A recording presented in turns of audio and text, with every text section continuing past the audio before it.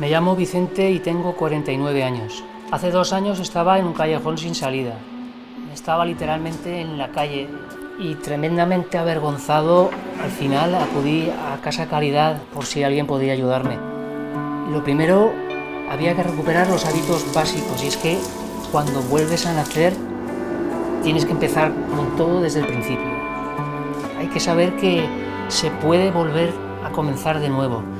Así es que gracias a Casa Caridad por ayudarme a comprender que siempre se puede alzar la vista, echar el vuelo, en definitiva recuperar la vida.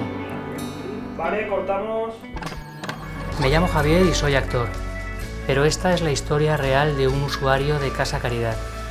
Ayúdanos a que gente como Vicente no se quede atrás.